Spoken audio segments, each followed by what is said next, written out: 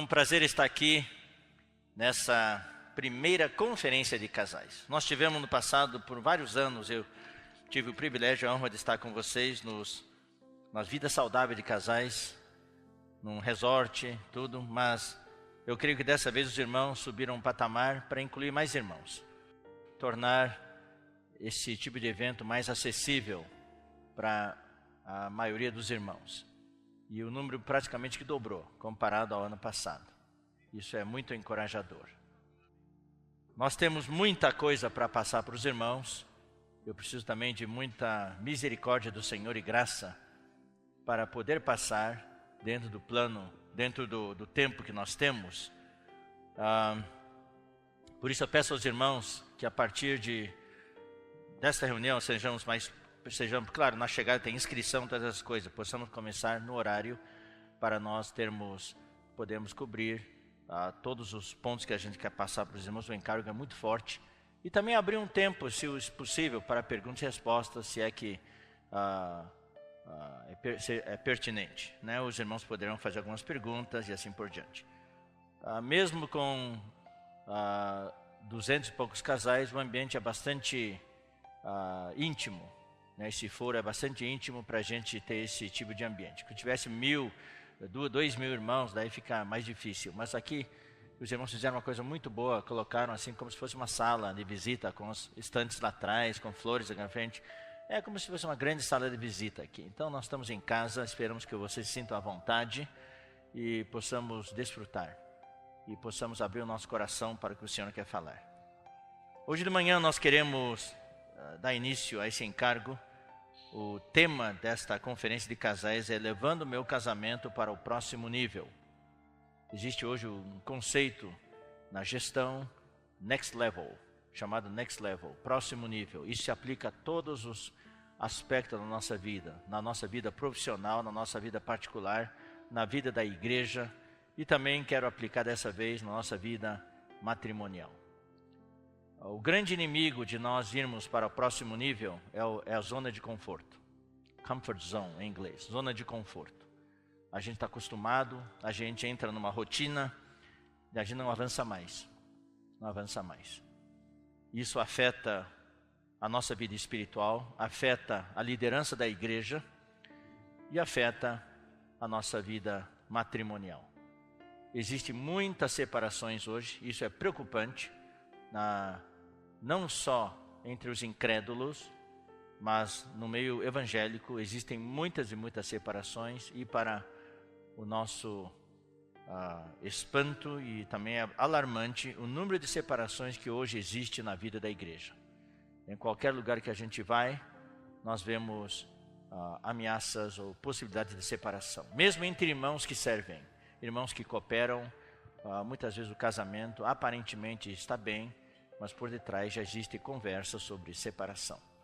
Então, essa é a tendência da época, é a propagação do mistério da iniquidade, das ideologias que existem hoje, espalhada através da mídia, espalhada através do entretenimento, Hollywood, as novelas da Globo, etc, etc.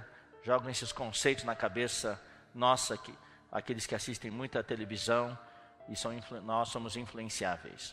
Por mais forte que você seja, o nosso subconsciente age, e contra o subconsciente não existe muita coisa que você possa fazer, tá?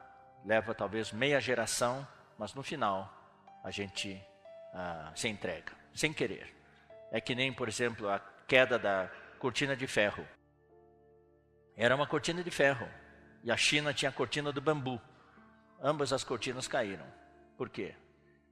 Apesar de na China a ideologia ainda ser comunista, o regime ser ainda totalitário, mas na Europa Oriental o regime já é meio democrata. Então isso já estabelece as previsões, as profecias do anticristo, metade ferro, metade barro. Os 10 dedos dos pés da grande imagem de Daniel 2. Hoje, na democracia, no mundo ocidental, é totalmente barro. Nos países totalitários é ferro. Mas hoje, na grande maioria dos países, é metade ferro, metade barro. Então, nos países nos países do ex-bloco, antigo bloco soviético. Hoje é tudo metade barro, metade ferro. Mas como é que o sistema totalitário desapareceu? Através do bombardeio da ideologia da democracia, através dos livros, através dos panfletos, dos folhetos, etc., através daqueles que podiam acessar a internet, através das notícias. Pouco a pouco, meia geração fez a cabeça dos jovens, e os jovens foram que mudaram toda a história recente das últimas décadas. Isso também afeta a igreja. Você pode pensar que tem a palavra de Deus, pelo menos você recebeu a palavra de Deus por um tempo, mas hoje existe um arrefecimento, existe um esfriamento no que diz respeito à leitura da palavra e à leitura dos livros. Por isso que esse projeto Livro na Minha Mão, programa Livro na Minha Mão, é de suma importância para a sobrevivência da igreja. A leitura é de suma importância. Eu estou passando aqui um monte de informações, irmãos, aqui como introdução, como preâmbulo, para estabelecer a base para nós compartilharmos. Hoje, o que o inimigo quer, sem que você saiba, é matar o córtex pré-frontal. Anestesiar seu cérebro, para que você não tenha mais capacidade de decisão, capacidade de raciocínio, capacidade de análise, não tenha mais capacidade de discernir. Daí, o anticristo, com as ideologias dele, é só colocar o selo, a marca da besta. A marca da besta é um selo, é uma ideologia, vai, pum, estampa na sua cabeça, e por seu córtex pré-frontal está morto, anestesiado, inativo, por causa da falta de leitura, os jovens são altamente influenciáveis. Você pode ver hoje o que prevalece, o que prevaleceu nas últimas eleições. Fake news. Esse termo foi inventado pelo Donald Trump. Fake news. E pessoas acreditam, os irmãos acreditam. Eu faço parte de vários grupos de WhatsApp. Daí os irmãos falam, olha, um dia da eleição, cuidado, faça isso, faça aquilo. Todos aqueles fake news. E os irmãos acreditam. Irmãos da igreja, irmãos de 20, 30 anos de vida da igreja.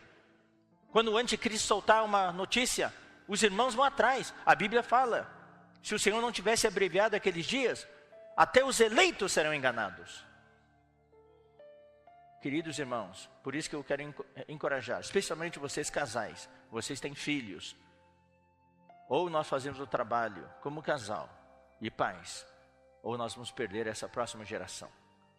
Nós temos de ler a Bíblia, ler os livros da vida da igreja, ler alguns livros especiais que os irmãos podem recomendar sobre vários assuntos atuais. Nós precisamos nos vacinar, precisamos nos preparar, precisamos nos imunizar como casais. Porque senão, irmãos, nós não apenas vamos subir um nível, nós vamos descer um nível. Nós estamos querendo ir para o next level, para o próximo nível. Sair da nossa zona de conforto, sair do patamar em que estamos já por anos e anos. Muitas vezes a igreja não avança porque está nesse patamar, está confortável. O irmão Dong, usando os termos dele, estamos só mantendo a vida da igreja no nível atual. Alguns até regrediram. O casamento também não pode ser assim, só manter. O divórcio, a separação é um resultado de nós não subirmos para o próximo nível. O casamento é uma escadaria, nós precisamos subir. Você lembra qual foi o tema da última? Qual foi? Subindo os degraus do amor. Quem participou da última? Poucos. Já esqueceram o tema, né? Então não subiram. Subindo os degraus, galgando os degraus do amor. Os 8 níveis que estão em 2 Pedro, capítulo 1. Então, eu vou mencionar tópicos. Tenho 12 preparados para essa manhã, não sei se vou conseguir terminar. Primeiro tópico é experiência próximo nível. E vamos projetar aí os tópicos, tá? Não vamos projetar versículo nenhum, só o tópico principal. Experiência próximo nível. Para isso vou contar a história que está na Bíblia. A história que está em Mateus capítulo 14. Quem quiser acompanhar, pode acompanhar na sua Bíblia, só que eu vou contar a história, eu não vou ler exatamente como está aqui, tá? versículo 22 em diante, dos versículos 22 até o 33. Jesus acabou de multiplicar os pães, alimentou 5.000 pessoas. Daí Jesus despediu as multidões e pediu para os discípulos, já passando adiante para o outro lado do mar.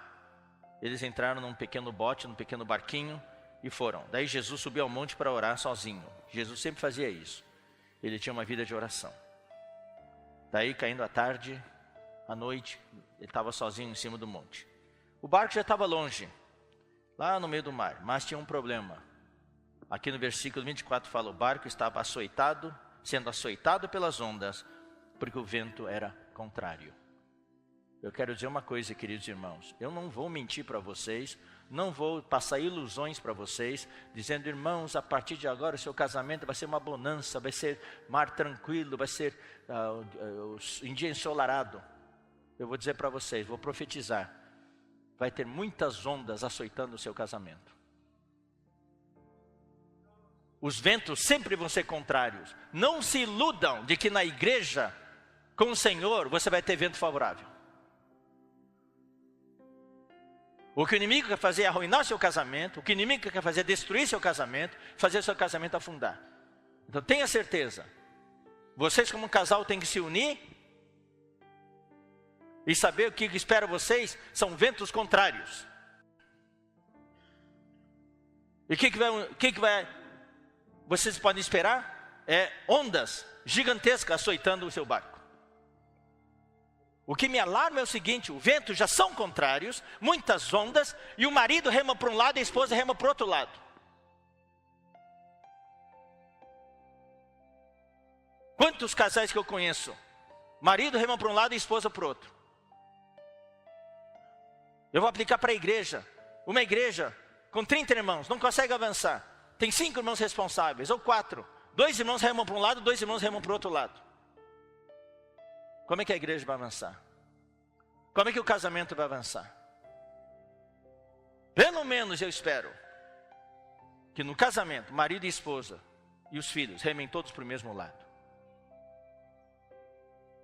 Para poder superar os ventos contrários. Para poder superar também as ondas. Conhecendo os discípulos, eu acho que eles estavam remando 6 para um lado, 6 para o outro. E Judas remando, não, 5 para um lado, 6 para o outro, e Judas remando para o lado. Mas daí, não saíram do lugar. Daí Jesus, olhando lá de cima do monte, viu a dificuldade deles. Jesus está olhando para o seu barco. Jesus está olhando para o seu casamento. Tenha certeza, Jesus não está olhando para o outro lado. Ele está orando lá no monte, mas ele está olhando para vocês. Daí quando viu que vocês estão tendo dificuldade, tenha certeza de uma coisa, Jesus vai descer do monte e vai em direção ao seu barco. Esta conferência é Jesus vindo em direção ao nosso barco. Mas daí, Jesus teve a prerrogativa de ir como ele quisesse. Ele podia ir nadando, ele podia pegar outro barquinho, mas ele decidiu, eu acho que vou andando. Daí ele andou sobre o mar. E quando chegou perto, os discípulos gritaram, é um fantasma! Ou eles acharam que tinha morrido, tinham partido para o mundo espiritual. O problema, irmãos, é o seguinte, vocês são da igreja, vocês estão na vida da igreja há muito tempo, até servem o Senhor, mas nem marido nem esposa reconhecem Jesus quando ele se aproxima.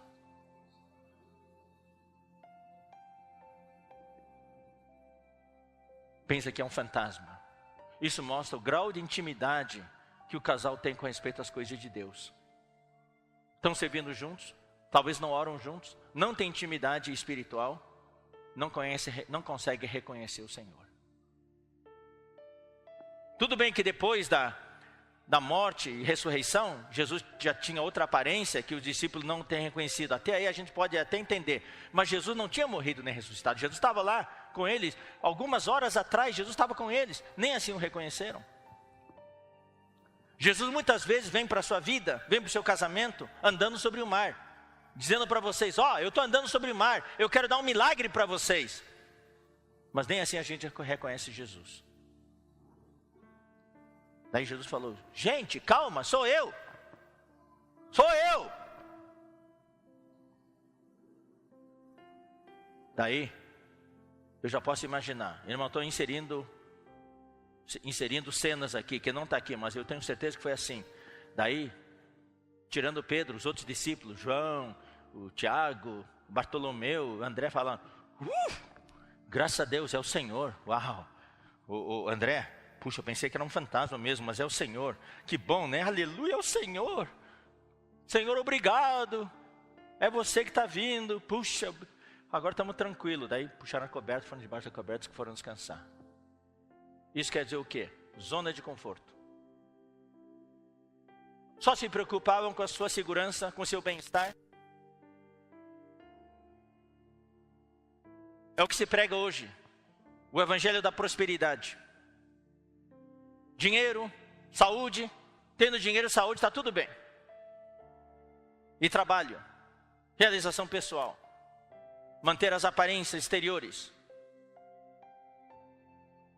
Todo mundo ficou confortável. Na sua zona de conforto, dentro do barco, é Jesus. Puxa, graças a Deus, né, irmão? Ô, irmão, graças a Deus, né? É o Senhor, uau. Puxa, se não fosse, a gente estaria preocupado. É o Senhor. Então, fica dentro do barco. Só um. Pedro. Ele não estava contente. Ele queria ir para o próximo nível. Todos os discípulos ficaram no mesmo nível, dentro do barco, na zona de conforto. Só um teve o desejo de avançar para o próximo nível. Marcos, capítulo 6, 48, fala que Jesus estava se aproximando, mas Jesus queria passar do barco e passar diante deles. Ou seja, Jesus quer levar você para o próximo nível. Mateus não fala que Jesus queria passar adiante. Jesus não queria entrar no barco. Jesus queria passar adiante para o discípulo poder segui-lo, ter uma experiência nova. Mas por causa do discípulo, Jesus depois entrou no barco. Mas antes de entrar no barco, Pedro não estava contente com a zona de conforto. Ele falou, Senhor, eu não quero ficar no conforto do barco. Se é você, manda-me ir ter contigo sobre as águas. Traduzindo, eu também quero andar sobre as águas.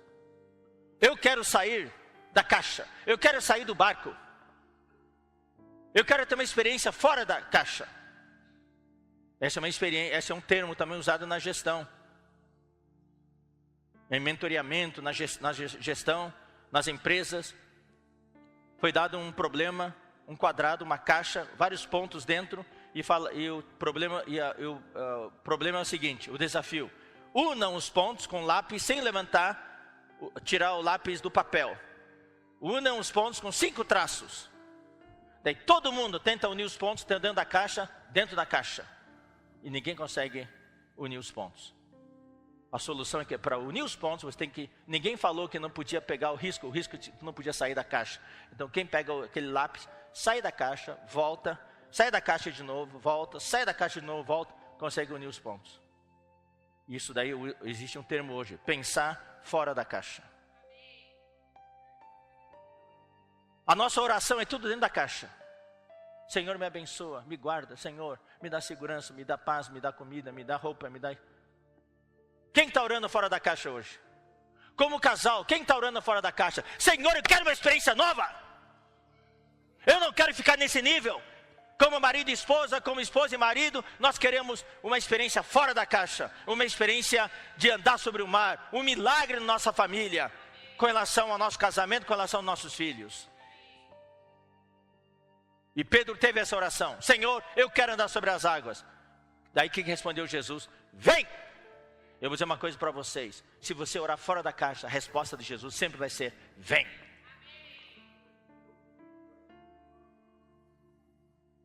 E Pedro saiu. Pedro saiu do barco. Pá! Eu não vou sair porque eu sei que eu vou cair. Vocês ficaram surpresos se eu pudesse andar sobre o ar, né? Eu não tenho tanta fé. Pedro saiu e começou a andar. Experiência nova, uau! Mas ainda era uma experiência nova. Não tinha essa experiência tão contínua, constante. Daí ele olhou para o lado. A lógica entrou, a fé foi embora. Olhou os ventos, olhou as ondas, daí afundou. Daí gritou, socorro! Ó Senhor Jesus! É nesse momento que invocar o nome do Senhor tem valor. Numa experiência nova. Você está desbravando novos campos, novas áreas no seu casamento. Daí você certamente, irmãos, vai afundar. Eu vou dizer uma coisa, só não afunda quem nunca sai do barco. Não comete erros quem nunca tenta coisa nova. Nós temos que correr certos riscos sabendo que Jesus está do seu lado. Daí você pode invocar o nome do Senhor. E ele afundou. Socorro, Senhor Jesus! Mas daí ele foi o único que teve a experiência de Jesus agarrando pela mão, tirando ele do mar. Que experiência! Daí eles voltaram para o barco. Daí o que diz aqui?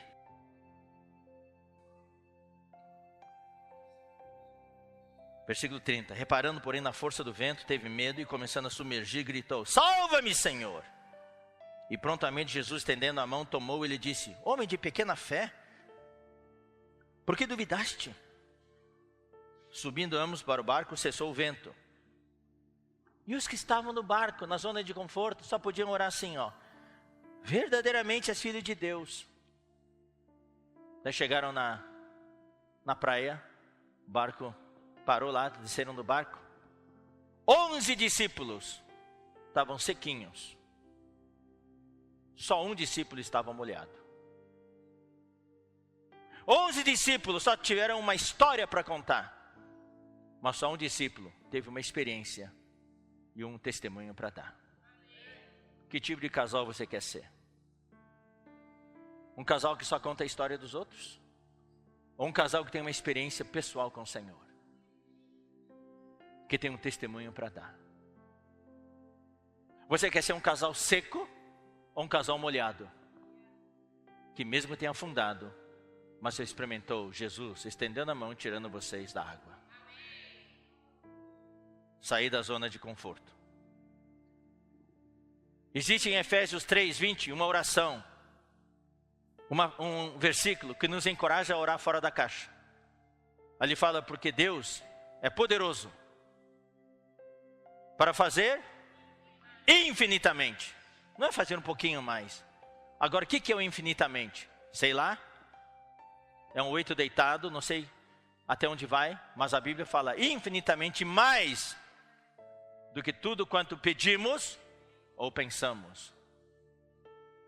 Então, para ter um casamento, para levar o seu casamento para o próximo nível, eu quero encorajar nesse primeiro ponto, a que vocês comecem a orar fora da caixa. Comece a pedir fora da caixa e comece a pensar fora da caixa. Especialmente para os que estão casados já faz muito tempo. E para os que estão casados pouco tempo, já comece a ver um casamento. Eu não quero saber como é que está o seu casamento agora, tudo. Eu só sei de uma coisa: o milagre vai acontecer. E pode acontecer. É só você sair do barco. Dá um medinho, dá um medo, dá um frio na barriga. Mas se você sair do barco, o milagre vai acontecer. Nós precisamos subir um nível no nosso casamento. Porque eu sei, ouço muitas reclamações. Ah, meu casamento assim, meu casamento assado. Todo lugar que a gente vai, nós temos comunhões. Os irmãos dos casais nos procuram. Então é melhor não reclamar, melhor orar fora da caixa. O milagre vai acontecer. Segundo ponto, olhar para frente. Para você ter um casamento no próximo nível, tem que olhar para frente. Então os versículos são Filipenses, capítulo 3, versículos 12 a 16. Não que eu o tenha já recebido, ou tenha já obtido a perfeição. Nós sabemos que o nosso casamento não está na perfeição ainda.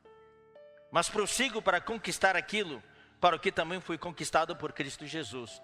Paulo fala aqui da sua pessoa, individualmente. Eu aplico esse versículo para o casamento. Deus pôs você e sua esposa juntos. Deus pôs você e seu marido juntos, porque Ele conquistou vocês dois para um propósito. Agora sempre pode haver uma desculpa. Nós nos casamos debaixo de tais circunstâncias. Foi nessa circunstância, aquela circunstância. Cada cultura tem uma circunstância. Nos países árabes, o casamento é arranjado.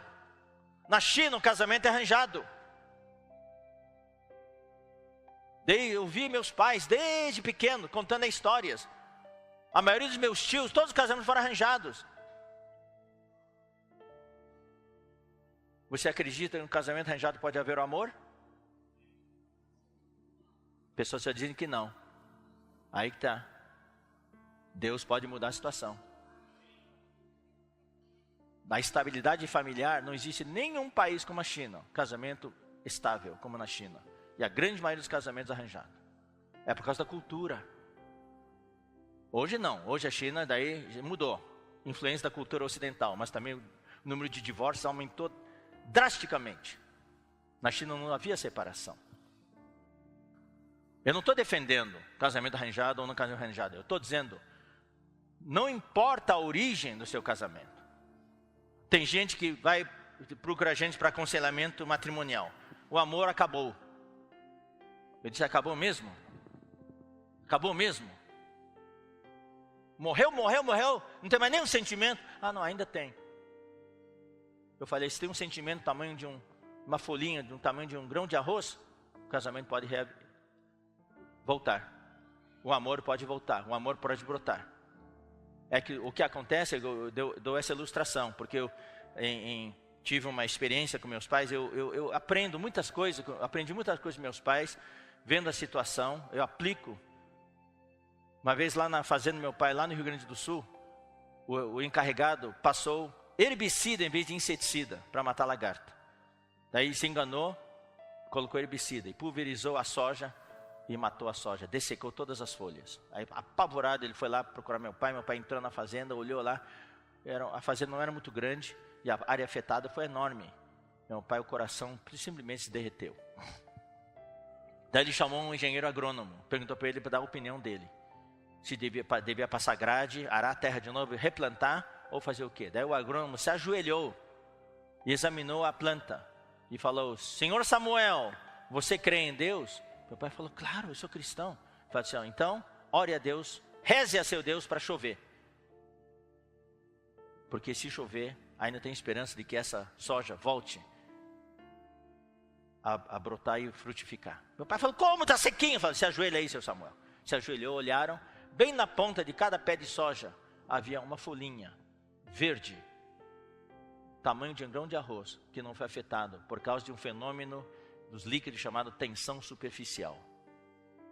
Quando pulverizou, então a folha grande, daí existe adesão do líquido, daí absorve. Mas naquela folhinha tão pequena, aquele líquido não aderiu. Você vê, às vezes, né, nas plantas de manhã, você vê tem umas gotículas que não molha. Você faz assim, a gotícula escorre. Você também vê insetos andando sobre água, né? Por quê? Porque não afunda, por causa da tensão superficial. Existem nos líquidos dois fenômenos, tensão superficial e capilaridade. Eu estudei física. Eu não colei, eu estudei. Aquela folha não foi afetada. Não era sistêmico, era por contato. Daí meu pai foi para casa, nos avisou, todos nós oramos. E choveu. Choveu 2 dias. Passado algumas semanas, todas as folhas brotaram. E deu para colher ainda. Então o que existe no casamento é o seguinte, queridos irmãos. O casal vive do passado, desenterrando as mágoas do passado, os problemas do passado, reclamando disso e aquilo, e fica arrancando folhas um do outro. Quando recém se casam, ou estão namorando, daí vem uma folha ali com lagarta. Querido, para, deixa eu tirar essa lagarta aqui, ó. Daí a esposa vê no marido uma folha cheia de poeira. Peraí, pega um borrifador, borrifa e limpa a poeira. Depois de vários anos de casado, vê uma folha com lagarta. Espera aí, arranca. Daí o marido vê a folha com poeira, chega lá, arranca também. E depois de vários anos de casado, não sobra folha nenhuma. Arrancou tudo. Briga, arrancando as folhas. Depois reclama que o casamento não tem mais folha. Claro, arrancou tudo. Daí quando eu dou o meu aconselhamento, eu pergunto, você ainda ama a sua esposa? Deixa eu ver. Quando fala assim, deixa eu ver, acabou. Eu deixo perguntar para ele, você ama seu marido ainda? Amo! Opa, aí tem esperança. Daí se tem ainda uma folhinha de amor, tamanho de um grão de arroz, o casamento vai brotar de novo. É só não arrancar essa folhinha, tem que regar. Então, queridos irmãos, tem que saber que o casal foi conquistado por um propósito. Deus colocou vocês dois juntos. Eu não quero saber, Deus é soberano nas suas decisões. Vocês estão juntos hoje, Deus tem um propósito para vocês. Irmãos, quanto a mim, não julgo havê-lo alcançado, mas uma coisa faço, e isso é importante para subir um nível, esquecendo-me das coisas que para trás ficam, e avançando para as que diante de mim estão. O casal não pode viver do passado, o casal precisa avançar para o futuro. O que vocês desejam do seu casamento? Você tem que orar para Deus, e orar com ousadia, orar grande. O item anterior, orar fora da caixa, orar, pedir e pensar grande. Senhor, nosso casamento está assim assado, nós queremos isso para o nosso casamento. Nós queremos isso para os nossos filhos. Não é só orar pela comida, pela roupa, pela saúde. Tem que começar a orar. O que vocês querem? Talvez até no final da reunião, dá um minuto para vocês orarem juntos, para vocês começarem já a pedir para Deus o que vocês esperam que Deus faça no seu casamento. E ser específico. Não ficar fazendo rodeios. Ser específico, ser direto, a queima-roupa. Prossigo para o alvo, para o prêmio da soberana vocação, para o prêmio do chamamento lá do alto, de Deus em Cristo Jesus. Todos nós, todos pois que somos perfeitos, tenhamos esse sentimento. Tem alguns casais que já estão perfeitos, quer dizer, mais maduros. Então tem o mesmo sentimento, mas se porventura, marido e mulher ainda não pensam do mesmo jeito, se pensais de outro modo, também isso Deus vos esclarecerá. Tem que dar tempo para Deus, dar tempo para vocês. É que nem uma seleção brasileira, o Tite está tentando montar a nova seleção brasileira. Leva tempo para uma equipe poder se entrosar. Marido e esposa estão jogando no mesmo time, chutando toda a mesma direção. Não é fazer gol contra. Mas se porventura pensais de outro modo, não vamos brigar por causa disso. Deus também vai esclarecer. Todavia, isso é importante, o casal deve andar de acordo com o que já alcançaram. E agradecer a Deus pelo que já alcançaram juntos. Eu tenho certeza, todos vocês que estão aqui hoje de manhã, alcançaram muitas coisas juntos. E vamos andar pelo que já alcançaram. E o que falta alcançar, vamos orar a Deus para que os milagres aconteçam. Então, para vocês levar o seu casamento para o próximo nível, não pode ficar olhando para o passado. Desenterrando as mágoas do passado, os problemas, as derrotas do passado. Tem que olhar para frente. O Brasil tem que olhar para frente agora. Terminou as eleições, espero que todo mundo se acalme. Vamos orar a Deus para que o Brasil possa avançar. E o Evangelho possa avançar. Eu fiquei muito encorajado ontem à noite no Guará. Vejo uma igreja que está pensando adiante, olhando para frente. Querem chegar até 100 no final desse ano. E até o final do próximo ano querem chegar até 300 irmãos. Depois 1000 irmãos. Por que não? Mas vai precisar dos casais. Eu espero que aqui no DF a menor igreja tenha só 1000 irmãos. Por que não? Hoje nós não temos nenhuma igreja com 1000 irmãos. Eu espero que no futuro a menor igreja tenha 1000 irmãos. Mas vai precisar dos casais. Precisamos olhar para frente. Terceiro ponto, para nós podermos levar o casamento para o próximo nível, é saber onde nós estamos hoje. Nós precisamos conhecer a situação do mundo atual. Não fiquem cegos, só cuidando das suas coisas. Preste atenção às notícias, especialmente na área da ideologia. Tudo isso faz parte do mistério da iniquidade. Está operando forte hoje. O mundo está preparando a vinda do anticristo. E para isso, tem que esvaziar a cabeça das pessoas. tem que anestesiar a cabeça das pessoas. No Brasil, 40% das pessoas não leem, não têm o costume de ler. E 30% das pessoas nunca leram um livro. Isso aqui é estatística divulgada na CBN na semana passada. Eu ouço essa notícia e gravo. 40 pessoas não têm o costume de ler. E 30% nunca leram na sua vida. E o número está aumentando. Eu me preocupo que na igreja os jovens não leem. Quem tinha costume de ler, não está lendo mais. Então nós precisamos conhecer a situação do mundo atual. Mateus capítulo 24, versículo 12. Porque o efeito do que existe no mundo atual afeta a igreja tremendamente e afeta os seus filhos. Não fiquem cegos, não acordem só quando os seus filhos chegarem na adolescência. A maioria dos pais só acordam quando os filhos já chegam na adolescência. É tarde demais. Por isso que eu tenho um encargo, o Miguel tem um encargo de falar para os pais. Mas mesmo a gente tendo palestra para os pais, conferência de pais, são poucos os pais que se dispõem a participar. A gente marca com 1 ano de antecedência. E mesmo assim, muitos pais nem aparecem. Acho que sabe cuidar de seus filhos. É alarmante a situação do jovem. O número de suicídio entre os adolescentes está aumentando cada vez mais. Eles têm conflitos. E nós estamos totalmente por fora, porque não lemos sobre eles. Não sabemos o problema de um adolescente. Um adolescente faz várias perguntas. A primeira pergunta é: quem sou eu? Ele não sabe quem que ele é. E você não fala para ele quem que ele é. O segundo: o que devo fazer? Você também não fala para ele o que deve fazer. Os colegas dizem para ele o que deve fazer. Qual é o meu estilo de vida? Terceira pergunta. A sociedade está ditando para ele o estilo de vida. Você não é nem rapaz nem menina. Você vai definir quando crescer. E em casa nós não damos essa educação para eles. Por quê? Esse negócio nos assusta, a gente não sabe. Então alguém tem que ler essas coisas.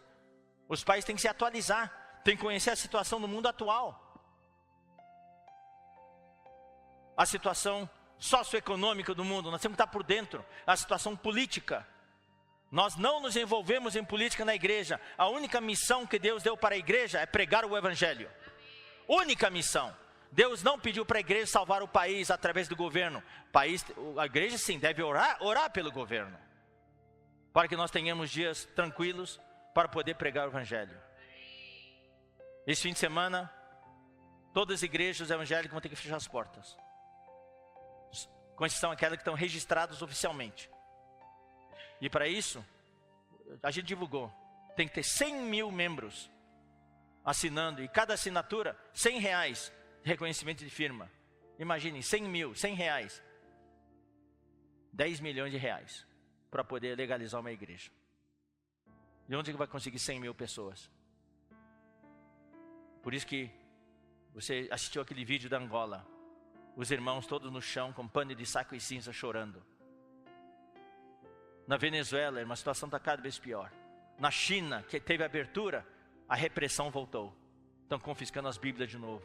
Está proibido reunir de novo. Nós precisamos estar atualizados do que está acontecendo no mundo inteiro. Como incentivo para a gente se preparar, porque o anticristo vai aparecer. Então nós devemos conhecer a situação do mundo. Então Mateus capítulo 24, versículo 12... fala: e por se multiplicar a iniquidade, o amor se esfriará de quase todos. Ou em outras versões, o amor se esfriará de muitos. E esse é o caso. Se você for medir, muitos irmãos, o amor está se esfriando. Está se esfriando. Cada vez menos encargo pelo evangelho, menos encargo pela igreja. O mundo está entrando sorrateiramente. Os casais estão se separando. Quando fala o amor, não é só amor para Deus. É amor no casamento. É amor para com os filhos. Amor para com os pais. Cada vez existe mais o esfriamento. Nos Estados Unidos, não existe mais família. É frieza total. Só são pessoas vivendo debaixo do mesmo teto. Marido e esposa, cada um com seu carro, cada um com a sua vida. Os filhos, cada um com sua vida, na hora do jantar, é difícil a família que os pais e filhos comem juntos, cada um pega a comida e vai para o quarto assistir televisão. O filho vai para o seu quarto, a filha vai para o seu quarto. E quando estão sentados juntos, nem conversam mais. É tudo no WhatsApp. Lá não usa tanto WhatsApp, lá usa Line, coisas assim, está tudo lá. Eu estive em Puno no final de semana passado, a 4.000 metros de altitude. 1 grau. Numa manhã estava -1. Tonturas, dor de cabeça, falta de ar. É o que você sente quando está a 4.000 metros de altura. E digestão para, o pâncreas para. Daí a barriga enche de gases, altamente desconfortável.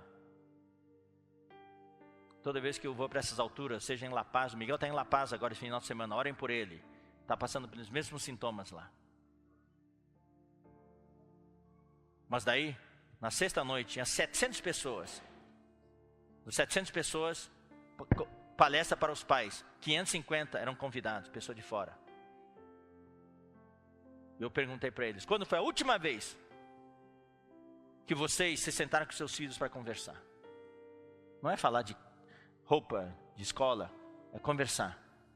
Olho no olho. E eu pergunto também para os casais, quando foi a última vez que você, como marido e esposa, sentaram para conversar coisas sérias? Não para conversar do trabalho, conversar sobre isso e aquilo, sobre comprar isso, comprar aquilo, ou uma consulta médica. Mas é para falar sobre a situação do casamento de vocês. Coisas positivas, coisas encorajadoras, coisas difíceis.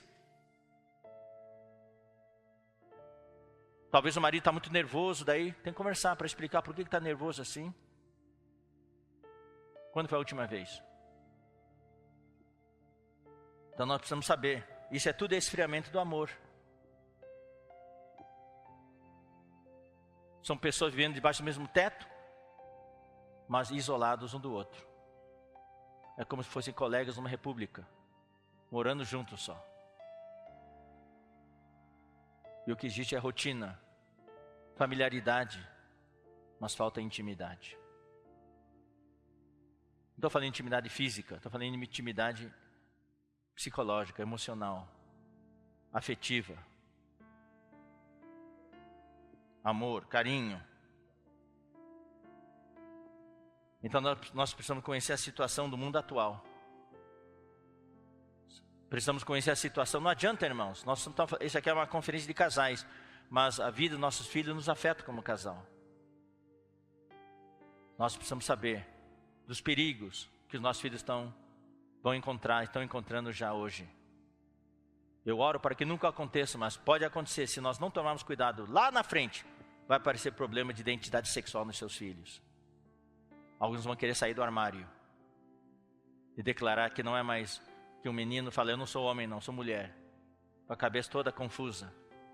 E a mulher fala, eu não sou mulher, eu sou homem. Eu oro para que Deus guarde vocês desses traumas. Eu conheço muitos irmãos de frente, cujos filhos estão nessa situação. É muito triste. É muito triste. Mas nós precisamos acordar agora. Conhecer a situação do mundo. Conhecer o mundo em que vivemos hoje. O nosso casamento não é num castelo nas nuvens. Nosso casamento é na Terra. No planeta Terra. No sistema solar. Na Via Láctea. Esse é o nosso endereço. Nós temos que ser práticos. Saber o ambiente que nós estamos. Se você mora numa cidade pequena, é uma coisa. Se você mora numa cidade grande, é outra coisa. Se você mora aqui no DF, é outra coisa. Aqui é outro nível, mas não é nesse nível que nós queremos chegar. Nós queremos chegar, levar nossa casa ainda para o próximo nível. Mas não o nível de BSB. Próximo item. Reconhecer a presença do Senhor em meu casamento. Vocês reconhecem a presença do Senhor em seu casamento? O nosso casamento está entrelaçado com o Senhor? Ou é só marido e esposa?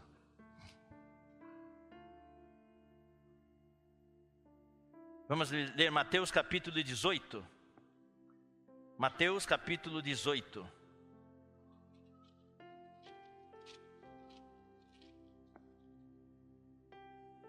versículos 19 e 20. Em verdade também vos digo que se 2 dentre vós, sobre a terra, aqui é aplicado para a igreja em geral, mas hoje de manhã quero aplicar isso ao casamento. Se 2 dentre vós, o lugar mais fácil para encontrar 2 é na família, é o marido e mulher. Então aqui, e o marido e mulher estão na igreja, então é o caso aqui. Se 2 dentre vós, marido e esposa, concordarem a respeito de qualquer coisa, o difícil é fazer os 2 concordar. Mas se concordarem, irmãos, vocês vão para o próximo nível. Porque se concordarem a respeito de qualquer coisa que porventura pedirem, ser-lhes-á concedida pelo meu Pai que está nos céus. Você acredita ou não acredita nessa palavra? Quem acredita, levante a mão e diga amém. É uma promessa de Jesus. Ele prometeu. Se 2, nesse caso é marido e esposa, você tem que pegar isso aqui e dizer para o Senhor: Senhor, nós temos 2 aqui, eu e minha esposa, eu e meu marido, nós estamos concordando com isso. Não é concordar em acertar na loteria, não é isso. São as coisas de acordo com o propósito de Deus, na criação dos seus filhos, na situação do casamento, na situação econômica, na situação da saúde. Concordar. Porque onde estiverem 2 ou 3 reunidos em meu nome, ali estou no meio deles. O 3 é um filho, pode estar junto. Na minha casa, na casa dos meus pais, sempre, quando tinha uma coisa especial, extraordinária, meu pai reunia toda a família, a gente de joelhos na sala. Meu pai, minha mãe, eu, Miguel, Jonas e Salomão. Nós orávamos. E Deus atendia. Às vezes era chuva, para chuva. Às vezes era para parar a chuva. Uma vez meu pai pediu para nós orar para que chovesse. E a gente orou e choveu. Mas daí meu pai esqueceu de mudar o aviso, que era para parar de chover, porque estava chovendo demais já. Então ele e minha mãe oravam para parar de chover, Miguel e eu, Jonas e Salomão, oravam para continuar chovendo. E continuava chovendo. Deus ouvia as crianças.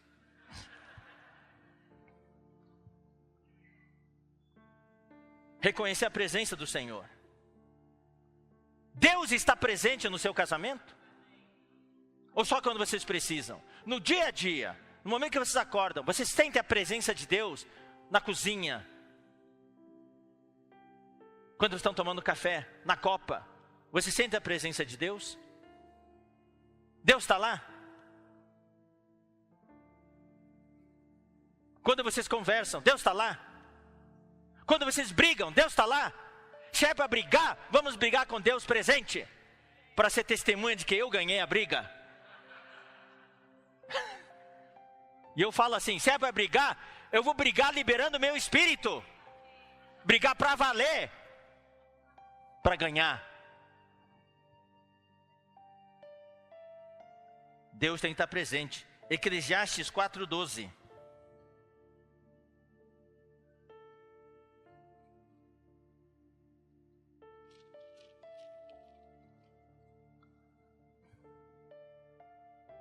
Se alguém quiser prevalecer contra um, os 2 lhe resistirão.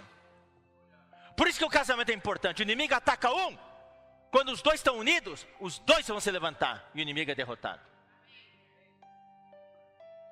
Se o inimigo vem para o lado da esposa, o marido se levanta junto com a esposa e enfrenta o inimigo. Se o inimigo vem contra o marido, a mulher se levanta junto com o marido e derrota o inimigo. O cordão de 3 dobras não se rebenta com facilidade. De onde que apareceu a terceira dobra? Eu pensei que era só marido e esposa, 2 dobras. A terceira dobra é Deus. Somos 2, marido e esposa, mas tem quem seria uma terceira dobra, que é Deus. Daí, não se rebenta com facilidade. Deus tem que estar presente no nosso casamento.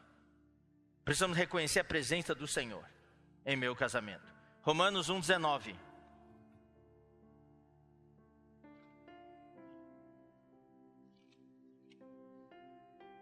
Irmãos, o que nós estamos tratando aqui são os fundamentos do casamento.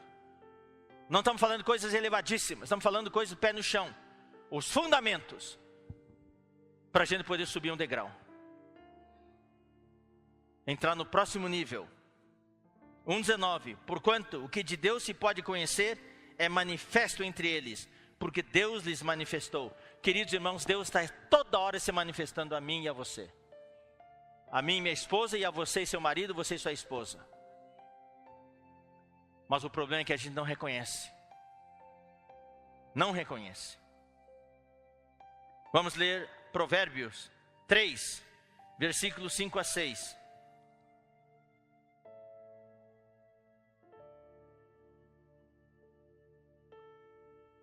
Confia no Senhor de todo o teu coração e não te estribes no teu próprio entendimento. O casal deve confiar no Senhor e tirar da cabeça o nosso entendimento, nossos conceitos, nossas tradições. Deus quer fazer coisa nova no seu casamento. Se você se apegar à sua tradição, seus conceitos, não vai ter coisa nova. Reconhece-o em todos os teus caminhos e Ele endireitará as tuas veredas. Você quer que Deus endireite o seu casamento? Você precisa reconhecê-lo em todos os teus caminhos. É reconhecer o Senhor. Eu já falei, no barco, Jesus se aproximou, os discípulos não o reconheceram. Alguém no casal tem que reconhecer o Senhor. É o caso aqui de João 21. Evangelho de João, capítulo 21. Os discípulos nos ensinam muitas lições. Versículos 1 a 8. Depois disso, tornou Jesus a manifestar-se aos discípulos, junto ao mar de Tiberíades. E foi assim que ele se manifestou. Ou seja, queridos irmãos, é da vontade do Senhor Jesus, lhe agrada se manifestar a nós a toda hora. O problema é que nós não o reconhecemos. Jesus, eu creio que aparece na sua vida como casal, ou individualmente, um montão de vezes. Ele aparece na rua, você está virando a esquina, Jesus passa por você, você não reconheceu ele. Ele passou por você. Ele passou por você. Numa situação no trabalho, Jesus apareceu para você, você não o reconheceu. Se a gente reconhecer, os milagres vão acontecer. A gente precisa reconhecer Jesus.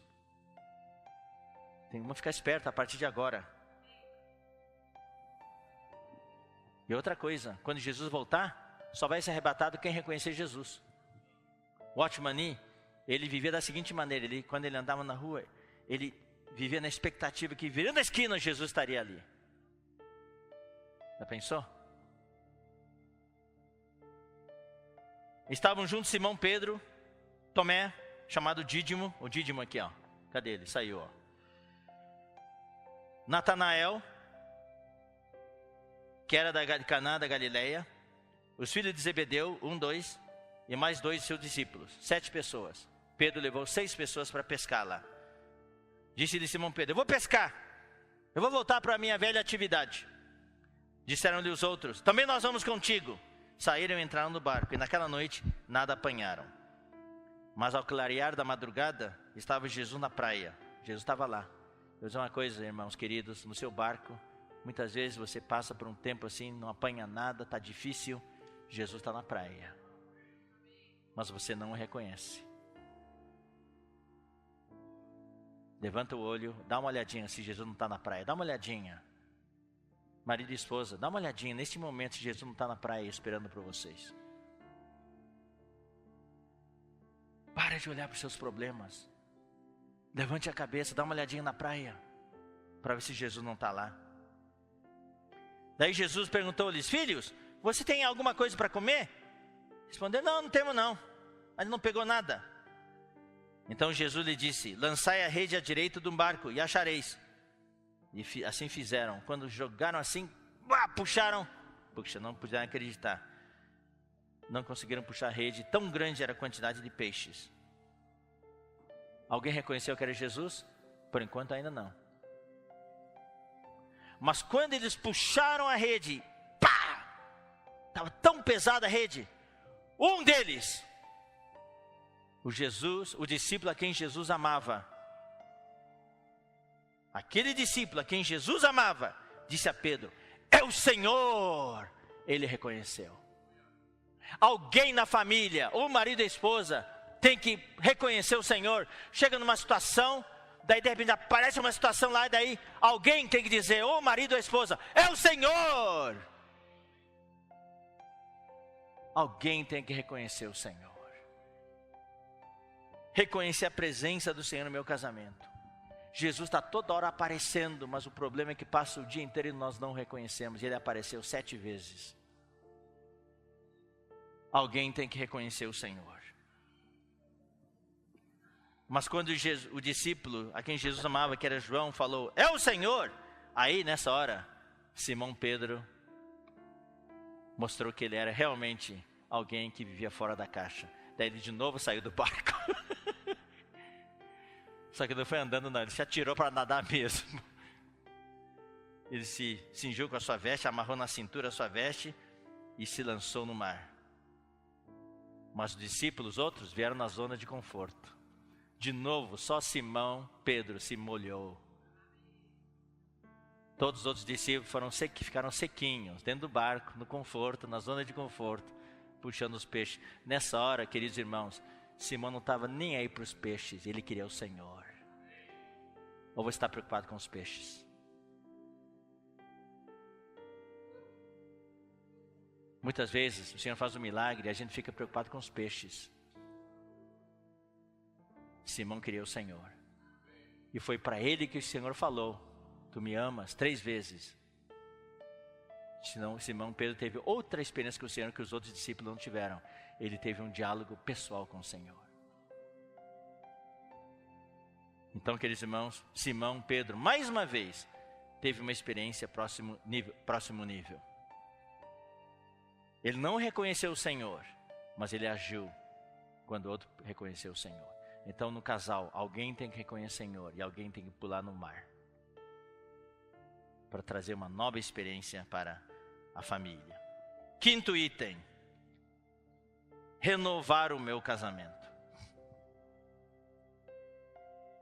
Eu quero dizer, talvez para muitos o casamento está velho. Está ali, está velho, precisa renovar.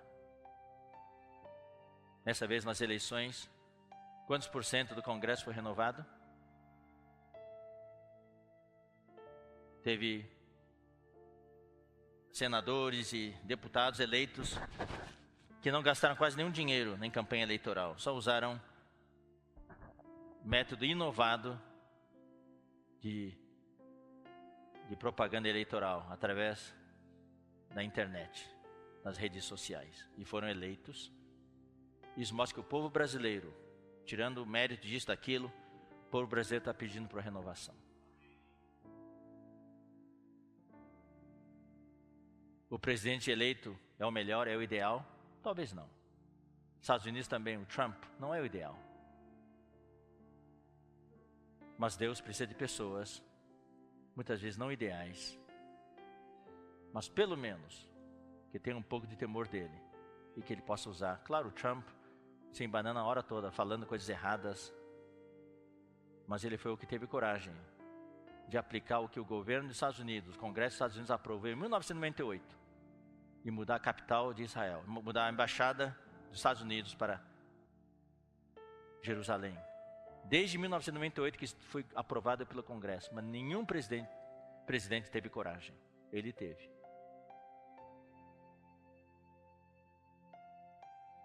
É necessário ter mudanças. É necessário ir para o próximo nível. Eu aprendo muitas coisas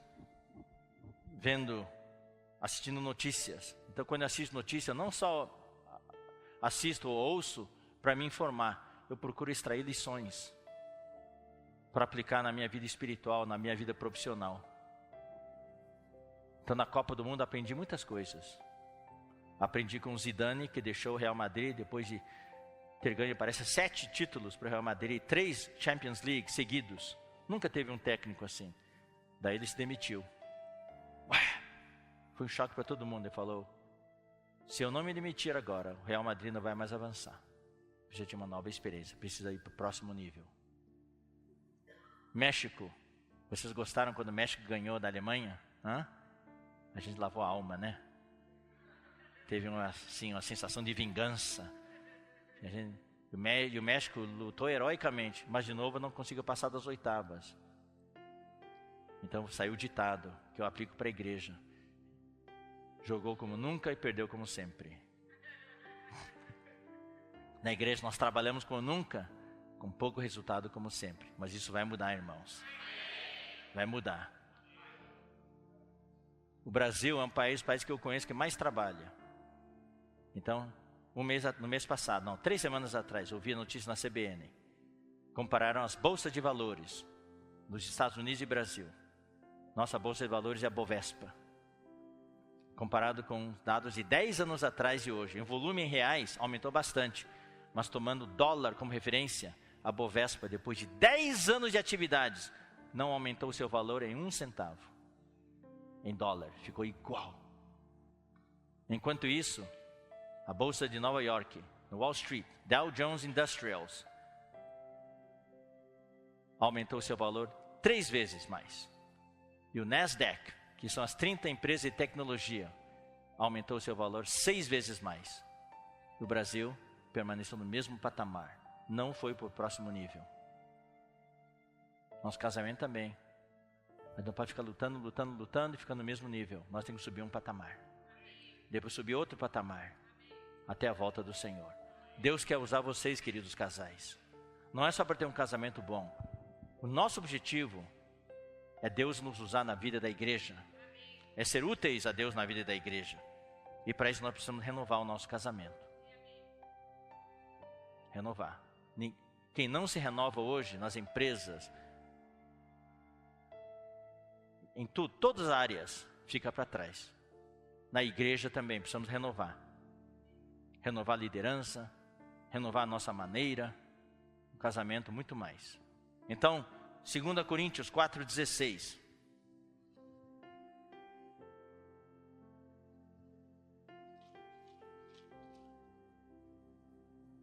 Por isso não desanimamos. Pelo contrário, mesmo que o nosso homem exterior se corrompa, contudo o nosso homem interior se renova de dia em dia. A nossa renovação não é exterior.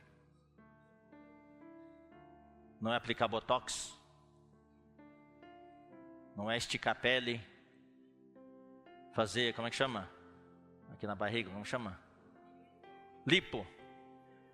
Não é esse tipo de renovação. É a renovação interior.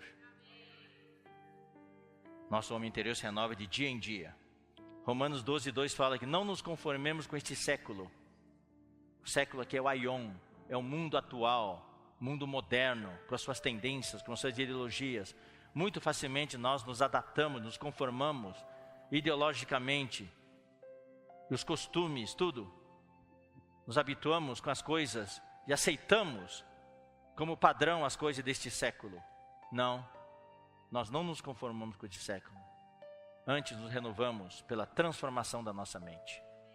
Ou nós nos transformamos pela renovação da nossa mente. Nossa mente precisa ser renovada. Precisamos ser transformados. E essa renovação, irmãos, é na área espiritual e na área humana. Na área espiritual, a visão que nós temos tem que ser renovada. Por isso que nós temos que nos atualizar espiritualmente, lendo, participando de conferências. É importante, eu sei que não é fácil sair da nossa cidade, tudo, mas pelo menos uma vez por ano devemos sair para a estância, ou uma vez cada 2 anos para a estância, ou participar de conferências regionais. Se possível, sair do país uma vez, de vez em quando, para abrir os nossos horizontes. Então, no lado espiritual, precisamos nos renovar. Lado humano também, nosso relacionamento humano, emocional, afetivo, no carinho, cuidado do marido e esposa, tem que renovar. Marido que nunca comprou flores, tem que de vez em quando comprar umas flores agora. Tá certo? Eu não compro porque minha esposa não gosta. Não é que não gosta, ela falou... Então, daí tem aquele livro muito bom, As 5 Linguagens do Amor. Quem já leu? Então, você tem que entender qual é a linguagem que a sua esposa entende. Tem esposa que não reage a flores, mas reage tremendamente a uma caixa de bombons.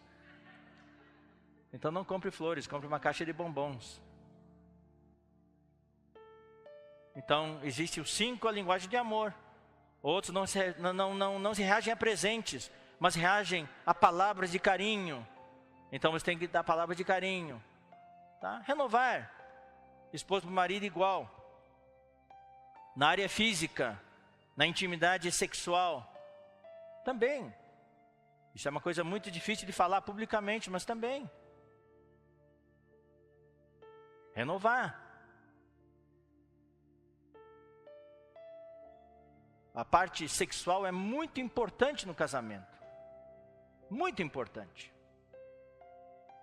Então,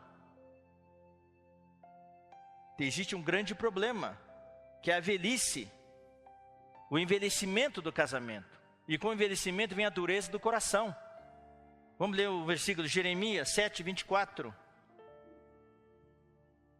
Esse versículo é impressionante. Irmão, estou me baseando na maior parte das referências, tudo, numa palestra, numa conferência que nós tivemos, no Encontro de Casais, tivemos em São Luís, 3 semanas atrás, Miguel e eu, juntos, 4 reuniões. Jeremias 7, 24.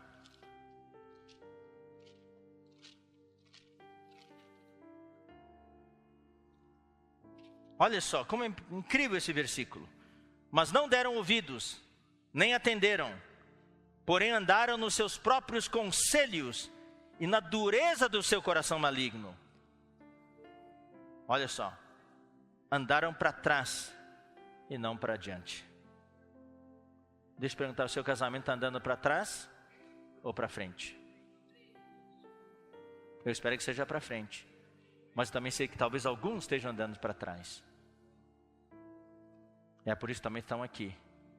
Em todo encontro de casais, conferência de casais, sempre existem alguns casais que estão no momento crítico. Estão engatados na marcha ré. Mas depois da conferência, engataram de novo uma primeira, para frente. Depois uma segunda, e assim por diante. Então precisamos andar para frente, não para trás. Vamos ler alguns versículos, irmãos, sobre o que acontece quando nós não renovamos nosso casamento. Nosso casamento envelhece e o coração começa a ficar endurecido. Vamos ler Hebreus 3. E quando o coração começa a endurecer, irmãos, daí fica difícil. Marido e esposa, a coisa mais difícil é ter comunhão com marido e esposa que tem corações duros. Não existe mais abertura de um para o outro. Hebreus capítulo 3, versículo 13. Pelo contrário, exortai-vos mutuamente, cada dia, durante o tempo que se chama hoje. Esse versículo aplica para o casal. Marido e esposa devem encorajar-se mutuamente todos os dias, a fim de que nenhum de vós, nem o marido nem a esposa, seja endurecido pelo engano do pecado. Versículo 15. Enquanto se diz, hoje, se ouvirdes a sua voz, não endureçais o vosso coração, como foi na provocação. Queridos irmãos, tem alguém aqui com o coração endurecido? Eu oro ao Senhor para que Deus possa jogar água e amolecer o seu coração. Eu também sei que quando joga água não amolece na hora, não. Eu cuidei muito de planta quando era mais jovem. Às vezes é deixar uns vasos sem regar muito tempo, a planta já morreu. Daí se joga água naquela terra, a água nem entra. Fica na superfície ali. Leva um tempão para a terra amolecer um pouquinho na superfície para poder absorver de novo. Tem que dar tempo por tempo.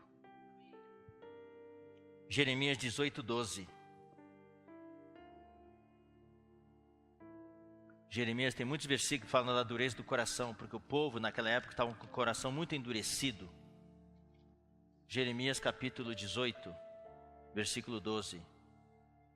Mas eles dizem, não há esperança, porque andaremos consoante os nossos projetos, e cada um fará segundo a dureza do seu coração maligno. Muitas vezes o casal está com o coração tão endurecido, marido e esposa, falando, não tem mais esperança no nosso casamento. A gente vai separar mesmo. E cada um vai fazer segundo a dureza do seu coração maligno. Capítulo 23, versículo 17.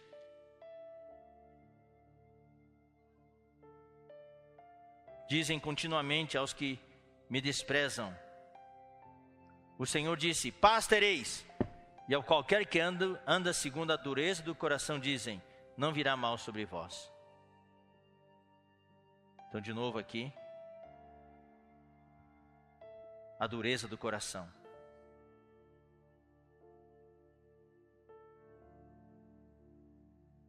E falam que o Senhor disse, vai ter paz, não virá mal nenhum, fiquem tranquilos. Isso é por causa da dureza do coração. Sexto item,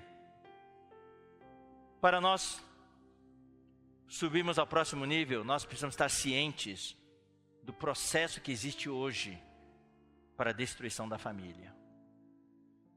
Satanás está engajado em destruir as famílias e envolve governos humanos para isso. Estados Unidos, Europa, o Brasil estava nisso. Esperamos que haja uma reversão. Romanos 1, versículo 18 a 21.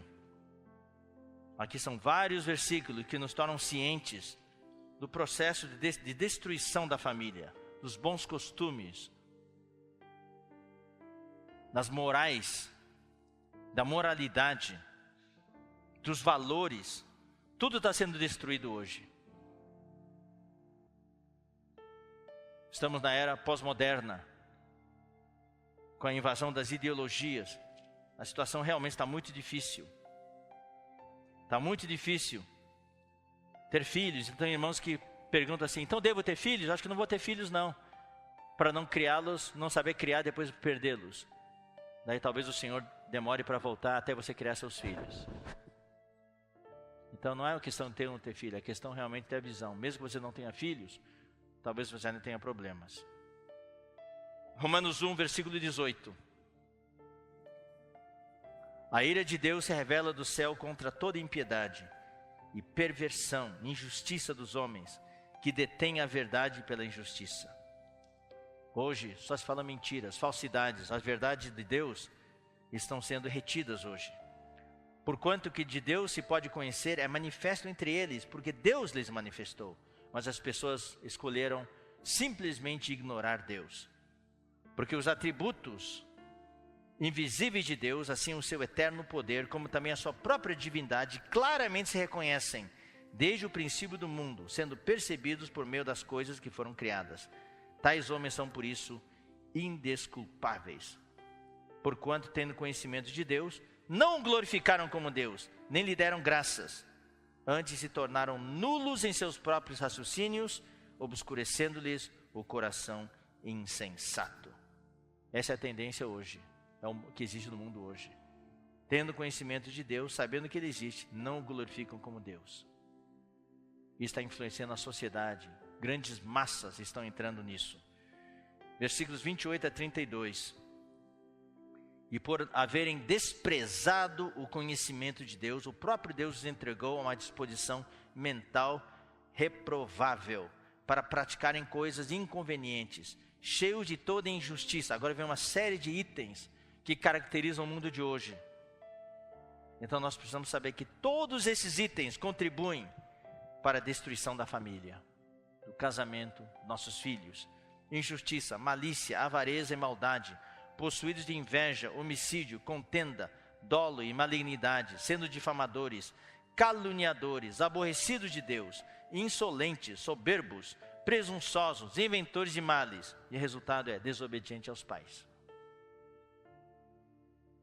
Hoje, muitos filhos são desobedientes aos pais. Os pais perderam totalmente a autoridade. Existe a ideologia, a filosofia, não, os pais têm que ser amigos dos filhos. Pode até ser, mas os pais têm que ser pais. Os filhos precisam de pais.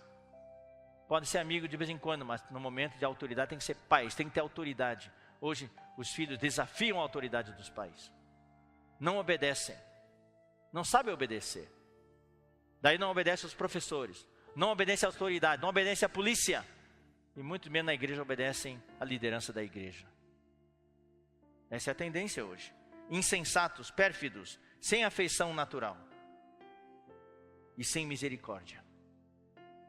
É o que existe nas famílias hoje, não tem mais afeição natural. Ora, conhecendo eles a sentença de Deus, de que são passíveis de morte os que tais coisas praticam, não somente as fazem, mas também aprovam os que assim procedem. Então o que está acontecendo, queridos irmãos? É que Deus vai desaparecendo pouco a pouco e o mundo vai entrando. Cuidado, irmãos, cuidado. Você precisa estar ciente de que esse processo está em toda parte. E talvez sem querer já entrou na sua família, no seu casamento. Deus está desaparecendo cada vez mais do seu casamento. E o mundo vai entrando. E a sua família está sendo destruída e você não está sabendo. Chega um momento, a sua família já está esfacelada, destruída, o seu casamento já foi para o beleléu e você não tem mais jeito de salvar. 2 Timóteo 3, 1 a 5. Sabe, porém, isto, nos últimos dias sobrevirão tempos difíceis. São os dias em que vivemos hoje. São ou não são difíceis? Pois os homens serão egoístas, avarentos, marido e esposa só pensando em si, pensando no seu lado, jactanciosos, arrogantes, blasfemadores, de novo, desobediente aos pais. Aqui a família está envolvida. Os filhos hoje são assim, desobedientes aos pais. Ninguém mais consegue controlar os filhos. Eu tenho pena dos professores nas escolas hoje. Sinto pena. Os alunos dominam as classes, as aulas. Dão até surra nos professores. Batem nos professores. Desrespeitam. Mas os professores são verdadeiros heróis por causa dos seus ideais. Querem ensinar ainda, mas não conseguem nem ensinar mais. E são às vezes forçados a ensinar coisas contra a sua consciência, pelo programa e assim por diante. E para manter o emprego tem que ensinar aquelas coisas. Ingratos, irreverentes, desafeiçoados, implacáveis, caluniadores, sem domínio de si, cruéis, inimigos do bem, traidores, atrevidos, enfatuados, mais amigos dos prazeres que amigos de Deus, tendo forma de piedade, negando-lhes entretanto o poder. Foge também destes. Essa é a situação. Natal, como é que é? Pela programação eu tenho que parar agora. Comecei 15 minutos mais tarde, mas pela programação oficial eu tenho que parar agora. Não. Eu não quero atrapalhar a programação oficial. Eu tenho que ser obediente.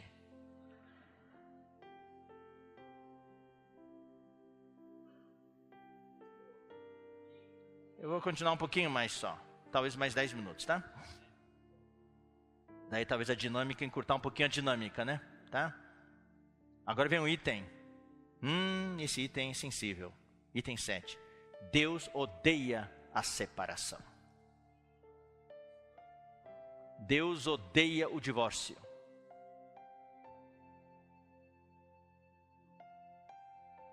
Malaquias 2,16.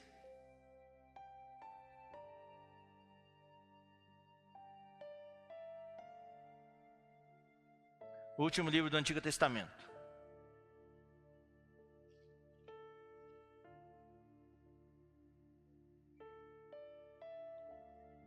Porque o Senhor Deus de Israel diz que odeia o repúdio. Quem tem o NAA, Nova Almeida Atualizada, quem for olhar no hebraico, a palavra é divórcio. Porque o Senhor Deus de Israel diz que odeia o divórcio, e também aquele que cobre de violência as suas vestes, diz o Senhor dos exércitos. Portanto, cuidai de vós mesmos e não sejais infiéis. Deus odeia. Claro, irmãos, nós não estamos aqui impondo isso como regra na igreja. Existem situações especiais de violência familiar, risco de vida, questões de fornicação. De acordo com o Novo Testamento, os únicos 2 itens que podem justificar um divórcio no tempo de Jesus, tá? No tempo dos apóstolos, é a morte que separa. Por isso que na hora do casamento fala assim, até que a morte o separe. E outra é a fornicação. Está em Mateus capítulo 19. Mas hoje o mundo está muito mais complicado. Existe problema de violência familiar.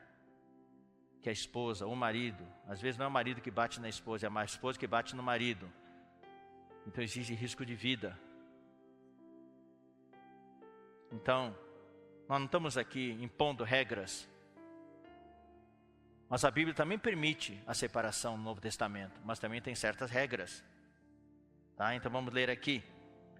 Mateus 19. Mateus 19.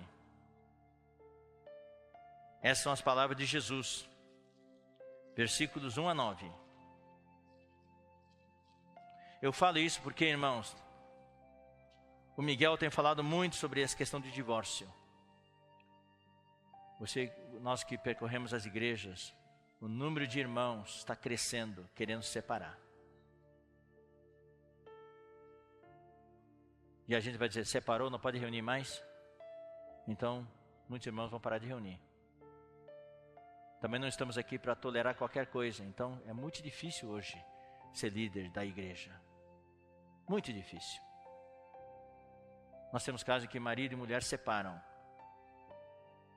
Daí vão embora da igreja, não reúnem mais. Depois de 3 anos, o ex-marido volta com uma nova esposa. E a ex-esposa volta com um novo marido. E voltam e querem reunir-se de novo. A gente vai proibir? A gente aceita pecadores.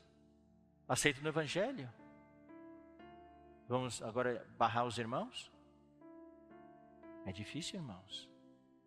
O mundo de hoje está muito complicado. Então existe essa questão da... Como é que chama? Quando existe o julgamento, daí existe o... Como é que é? Hã? Não. Julgamento daí não está previsto em lei, mas daí tem a... Daí... Jurisprudência. É o caso das filhas de Zelofiade. Perderam a herança porque não teve nenhum irmão, filho do pai. Daí iam se casar com pessoas de outras tribos e a terra ia passar para outras tribos. Daí foram as filhas de Zelofiade e reivindicaram para Deus. E Deus teve o primeiro caso de jurisprudência, que não estava previsto em lei, mas daí tomou uma decisão. Supremo Tribunal Celestial. STC. E daí, uma nova regra apareceu, que não estava na lei de Moisés. Mateus 19, versículos 1 a 9. Vamos ler. Versículo 3 a 9. Vieram a ele alguns fariseus e o experimentavam, tentando testar Jesus. Perguntando, é lícito ao marido repudiar a sua mulher por qualquer motivo? É lícito ao marido se divorciar de sua mulher por qualquer motivo? Lembre-se que a sociedade era machista, então sempre era o homem. Então respondeu ele, não tendes lido que o Criador desde o princípio os fez homem e mulher? Quando Deus criou o homem, Deus instituiu o casamento. O casamento foi inventado por Deus. É um homem e uma mulher. Não falou, aqui eu vou abrir parênteses, não falou homem, mulher, mulher. O casamento que Deus instituiu é homem e mulher. Em Gênesis. Eu também sou partidário da ideologia, não da ideologia do gênero. Eu defendo a ideologia de Gênesis.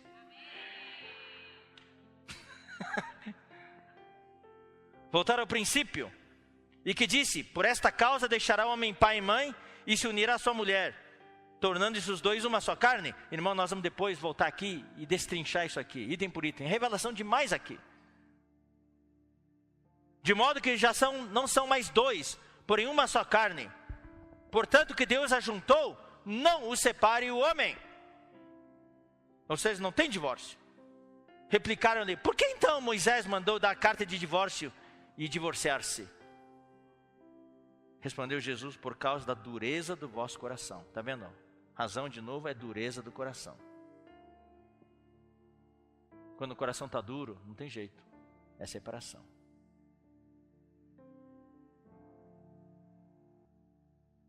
Por causa da dureza do vosso coração é que Moisés vos permitiu divorciar-se da vossa mulher. Mas não foi assim desde o princípio. Eu, porém, vos digo, quem repudiar, quem se divorciar da sua mulher, não sendo por causa de fornicação, relações sexuais ilícitas, e casar com outra, comete adultério. E o que casar com a divorciada, também comete adultério. Tá? Aí, os discípulos falaram, se é assim é melhor não casar. Falou assim, você consegue não casar? Não é para todos. Então, esse aqui é o princípio. Vamos ler também 1 Coríntios, capítulo 7. Aqui eu não preciso explicar muito, irmãos, tá? Os versículos são muito claros. 1 Coríntios, capítulo 7. Aqui Paulo permite a separação. Mas também tem uma restrição. Ora, aos casados ordeno, não eu, mas o Senhor, que a mulher não se separe do marido. Por causa da cultura, sempre o marido está na frente aqui. Então também que o marido não se separe da mulher. Hoje tem que aplicar os dois. Se porém ela vier a separar-se, que não se case mais. Ou que se reconcilie com seu marido. Mesma coisa, se o marido quiser se separar, que nunca mais se case. Ou se reconcilie com a sua mulher. E que o marido não se aparte de sua mulher, ou que a mulher não se aparte do seu marido. Aos mais digo eu, não o Senhor. Se algum irmão, aqui Paulo dá sua opinião, e a sua opinião entrou na palavra de Deus. Eu opino, não o Senhor. Se algum irmão tem mulher incrédula e esta consente em morar com ele, não a abandone. Mesma coisa, mulher tem marido incrédulo, tá? E a mulher tem marido incrédulo e esse consente em viver com ela, não deixe o marido. Porque o marido incrédulo é santificado no convívio da esposa, e a esposa incrédula é santificada no convívio do marido crente. De outra sorte, os vossos filhos seriam impuros, porém agora são santos. Mesmo caso em que tem marido e esposa casada com incrédulo ou incrédula, que incrédulo ou incrédulo, daí pode arranjar uma desculpa, eu estou na vida da igreja agora, eu quero casar com um irmão, então vou me separar. A Bíblia fala, se o marido não quiser se separar, ou a esposa incrédula não quiser se separar, que continuem juntos. Porque o marido ou a esposa incrédulos são santificados no casamento. Mas se o descrente, mas se o incrédulo, marido ou esposa, quiser apartar-se, que se aparte. Em tais casos, não fica sujeito à servidão, nem o irmão nem a irmã, ou seja, ela pode casar de novo. Aqui é o caso que Paulo abriu as exceções, não é nem morte, nem fornicação. É que se um irmão ou uma irmã tem esposa ou marido incrédulos, e ele não quer mais conviver, então que separe, e ele, ela, o irmão, pode casar-se de novo. Pois como sabes, ó mulher, se salvarás teu marido? Ou como sabes, ó marido, se salvarás tua esposa? Ande cada um segundo o Senhor lhe tem distribuído, cada um conforme Deus o tem chamado. É assim que ordeno em todas as igrejas. Mas em princípio, não deve haver o divórcio. Mas quem quer se divorciar sempre vai arranjar todas as desculpas, pretextos necessários para justificar. Mas a palavra de Deus é clara. Não deve haver o divórcio. Tá? E a Bíblia falou em Malaquias, Deus odeia o divórcio. Eu vou parar aqui. Amanhã, hoje à tarde, vai ser uma palavra especial. E amanhã nós vamos continuar. Nós vamos continuar. Daí a parte de manhã nós vamos ver, tem itens bastante chocantes para nós podermos avançar para o próximo nível. Então, vários itens que nós apresentamos hoje, vamos recapitular. Nós precisamos, como casais, ter uma experiência próximo nível, next level. Não devemos ficar na zona de conforto, devemos avançar. Se puder recapitular aqui também, isso é bom, tá? Isso, muito obrigado.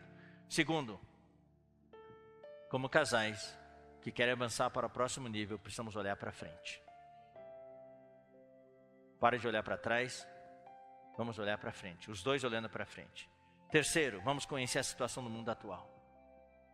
Não ficar aí no país do sonho, nas nuvens. Nós temos que saber onde que nós vivemos. Você vive hoje no Brasil.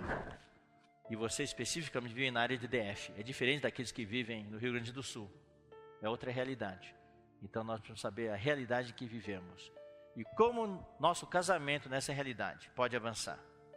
Quarto, isso é espiritual. Precisamos reconhecer a presença do Senhor em nosso casamento. Reconhecer. Ele aparece tantas vezes. Alguém tem que reconhecer. É o Senhor. É o Senhor impedindo que a gente vá por esse lado. É o Senhor aprovando. Muitas vezes é o Senhor impedindo. Balaão não reconheceu o anjo. Não viu. O burro que viu. O jumento que viu. Às vezes o burro vê coisas, o inteligente não vê. Então às vezes não precisamos ser tão inteligentes, não ser um pouquinho burro para poder enxergar as coisas. Reconhecer o Senhor está no caminho com uma espada, não deixando a gente passar, mas a gente quer. Quinto, renovar o meu casamento. Pedir para o Senhor sabedoria, como renovar o meu casamento. Sair da rotina, sair da mesmice, sair da velhice no final, isso endurece o nosso coração. Sexto, estar ciente do processo de destruição da família que está acontecendo hoje. Tudo hoje é para destruir a família. Você pode ver, casamento do mesmo sexo tem isso como objetivo. Lá no fundo, o que o inimigo quer fazer é acabar com a família. Não é mais marido e mulher, é marido e marido. Quer dizer, 2 homens criando filhos e 2 mulheres criando filhos. Imaginem como que os filhos vão se sentir. É conflito atrás de conflito. Nos Estados Unidos agora está voltando de novo os casamentos múltiplos, de um homem com várias mulheres, ou de uma mulher com vários homens, morando tudo junto na mesma casa. Está voltando. Desde que seja consensual, está tudo bem. É para destruir a família. Mas Deus determinou claramente, um homem, uma mulher. E por último, o 7. Deus odeia a separação. Deus odeia a separação. Tá? Então, só vou adiantar para vocês, tá? Alguns títulos, temas, para a gente já ir saboreando. O próximo item é voltar-se à palavra. Número 8, voltar-se à palavra. Mas não é do jeito que a gente pensa que é, não. É interessante. 9, a primeira pessoa que vemos deve ser Deus. 10, Deus é a cola entre o homem e a mulher. 11, o princípio da urdidura e da trama. E 12, deixará o homem pai e mãe. O que quer dizer isso? Tá? Depois tem um monte que não fiz ainda, vou fazer ainda. Mas esses são, talvez só esse já ocupe a reunião inteira de amanhã. Eu ia falar tudo isso hoje, mas você sabe, não dá. Quando chega na hora, o Senhor fala e nós não conseguimos terminar o que a gente planeja. O principal é que nós possamos avançar para o próximo nível. Amém? Tá bom? Tem alguma pergunta, tá? Vocês podem fazer a pergunta, escrever. Hoje à tarde, na reunião, talvez na primeira parte, possamos responder algumas perguntas, se é que tem, tá bom? Podemos orar. Vamos ficar de pé? Vamos orar.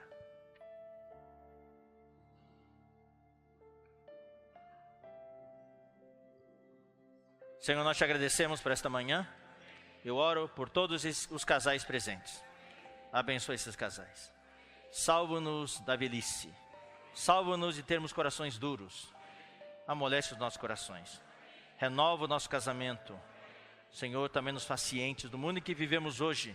É um mundo cheio de iniquidade. Ó Senhor, cheio de destruição. Querendo arruinar o nosso casamento. Queremos conhecer a situação do mundo atual. Senhor, não deixe o nosso amor se esfriar. Queremos invocar o Teu nome. Ajuda-nos, Senhor, a reconhecer a Tua presença. A cada momento, em cada lugar, Tu estás presente no nosso casamento. Ó Senhor Jesus, queremos olhar para frente, avançar para as coisas que diante de nós estão. Ajuda todos os casais a ter uma experiência do próximo nível, a levar o nosso casamento para o próximo nível. Guarda-nos, Senhor, guarda-nos da separação, une-nos, Senhor, cura, sara, Senhor, fortalece-nos, enche o nosso casamento de alegria, faz o milagre que nós precisamos. Tu queres dar infinitamente mais, fazer infinitamente mais do que tudo quanto pedimos ou pensamos. Obrigado, Senhor Jesus, que todos os casais aqui possam começar a andar sobre o mar, experimentando milagre após milagre. Muito obrigado, Senhor. Finalmente queremos ser úteis nas Tuas mãos para reproduzir-nos, multiplicar-nos nas igrejas. Jesus é o Senhor. Abençoa os casais. Nós abençoamos os nossos amados casais aqui em nome do Senhor Jesus. Amém. Leva-me